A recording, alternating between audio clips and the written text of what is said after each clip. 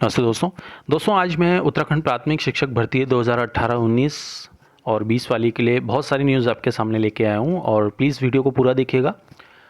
तो चलिए स्टार्ट करते हैं। देखिए, सबसे पहले क्या है कि 2018-19 के लिए मैंने सुबह एक वीडियो जारी किया था और उस वीडियो में दिखाया था मैंने एक कॉल लेटर आपको। वो था उत्तराखंड में पीआरटी की जो उर्दू लैंग्वेज की टीचर्स की वैकेंसीज थी उसके लिए।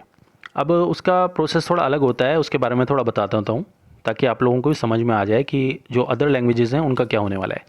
देखिए, उर्दू लैंग्वेज के लिए उत्तराखंड में जो हरिद्वार डिस्ट्रिक्ट से 65 पोस्ट की वैकेंसी आई थी 2018-19 की। इसके लिए आवेदन लगभग 100 कैंडिडेट के आए थे, यानी 100 बच्चों ने लगभग एप्लीकेशन भरी थी।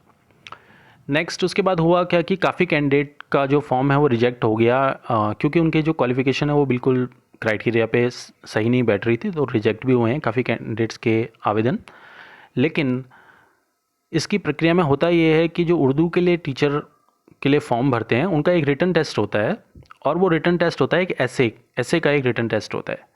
लेकिन आप जानते हैं कि 2020 में कोविड की वजह से, कोविड गाइडलाइंस की वजह से वो टेस्ट कैंसिल हो गया था और यहाँ टेस्ट नहीं हुआ था। अब हुआ ये कि फिर मेरिट कैसे लगेगी अगर टेस्ट ही नहीं हुआ।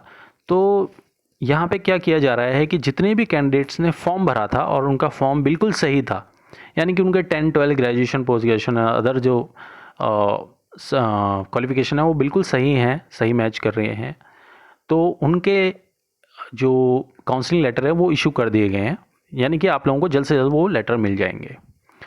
दूसरी बात यह है कि इन कॉल लेटर्स में जो NIS DLED के जो कैंडिडेट हैं उनके लिए भी कॉल लेटर इशू कर दिए गए हैं। ठीक है, आगे हम आएंगे इस बात में।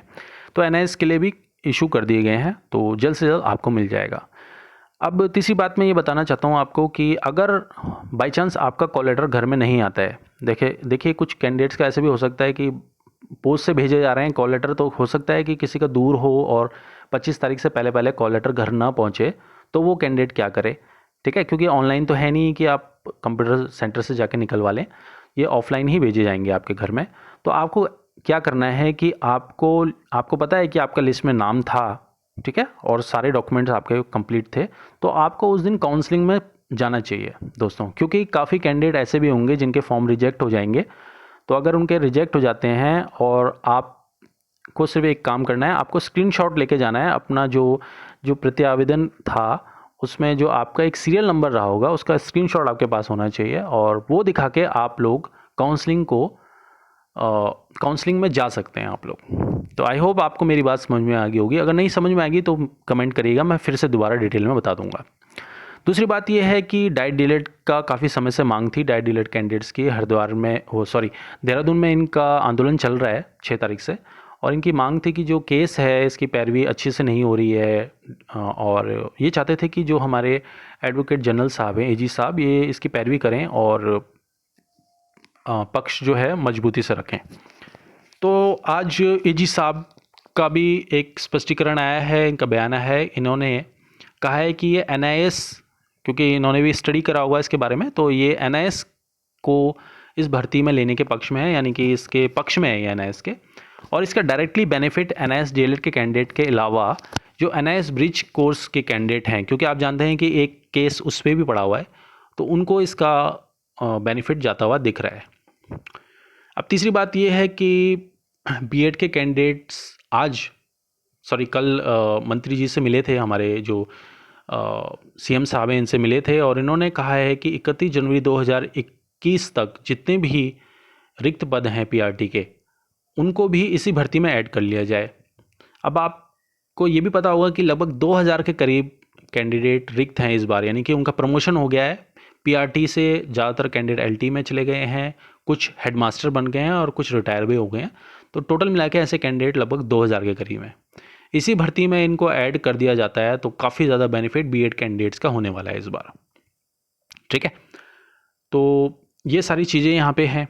लास्टली कुछ कैंडिडेट्स ने मुझे ये भी पूछा है कि 2018-19 में जो भर्ती आई थी PRT की, जिसके लिए अभी काउंसलिंग लेटर इशू हो रहे हैं, तो ये किस बेस पे हो रहे हैं। यानी कि सरकार का तो कहना था कि भैया ये जो 2018-19 की है इसका भी हम रिज़ल्ट घोषित नहीं करेंगे, क्योंकि ये भर्ती भी कोर्ट में है, तो अब ये अभी नहीं कुछ खास क्लियर नहीं हो पाया है कि कैसे कराए। इसका एक सीधा मतलब यही समझ में आता है हमें कि सरकार सबको बेवकूफ़ बना रही थी।